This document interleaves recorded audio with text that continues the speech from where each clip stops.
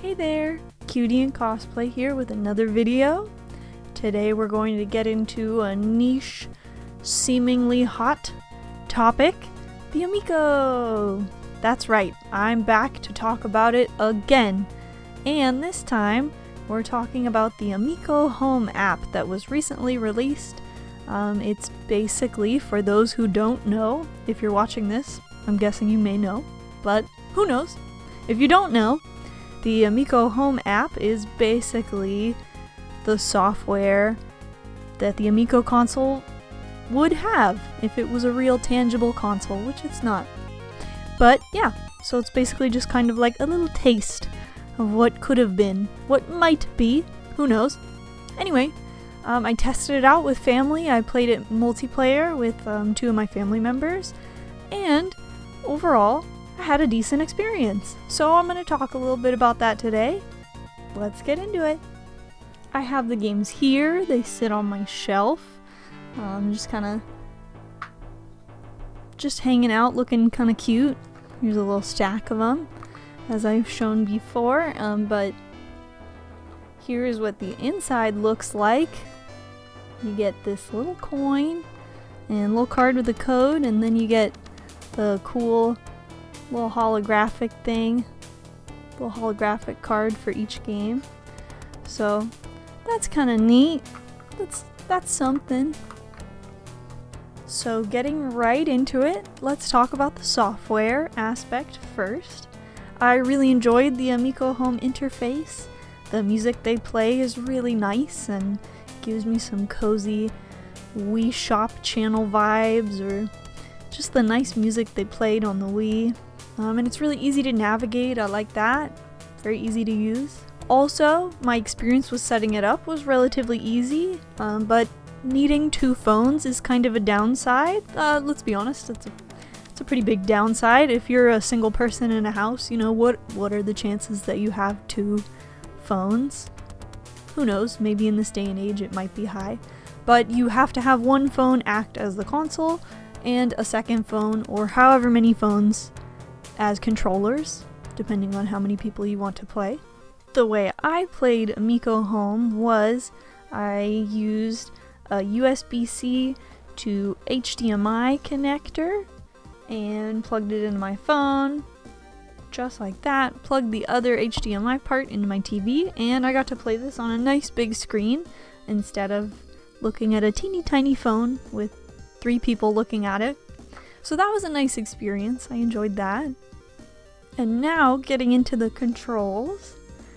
The controller software, it works decently well, but not having a physical D-pad does make it difficult to play games on the TV at times. As I mentioned, I played it on a big screen, and so you want to look up at the screen and use the controller.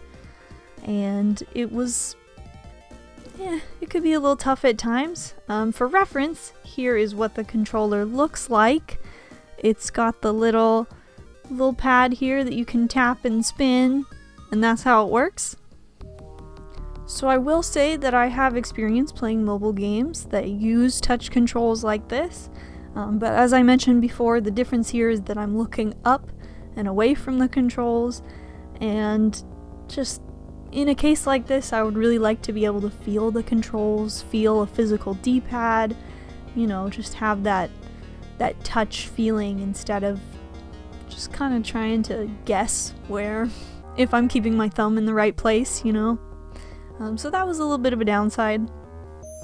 Next, talking about the games on there. So there's only 2 games available currently, and that is Astro Smash and Missile Command.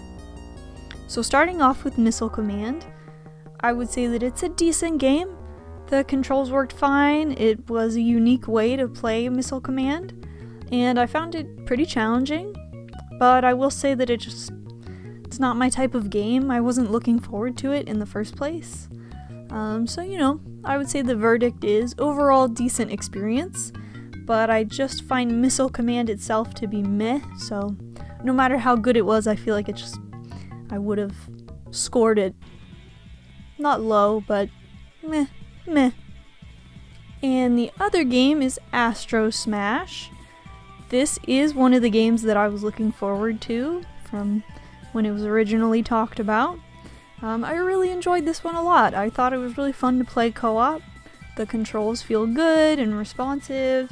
It provides a decent challenge, and the gameplay is also kind of simple. So, you know, you just blow up asteroids and collect power-ups sometimes to better blow up those asteroids. Playing it co-op was a funny experience because your friends are just blown up sometimes and you're just trying to work together because everybody shares lives, so I don't know, it's just funny to see them explode sometimes. I will say that I think the price for these kinds of games ended up a little too expensive. They are priced at $15 each, and personally, I don't think they're quite worth that. Astro Smash seemed more like a $5 game to me, and Missile Command seemed more like a $1 game. There's also 2 other games coming. There's Shark and Sideswipers, and I'm looking forward to trying those ones out too when they do arrive. But I really just want to play these games using the actual controllers, because that's what I originally liked, was the idea of playing these games with the Amico controller, and the phone just doesn't really feel like an adequate replacement for that.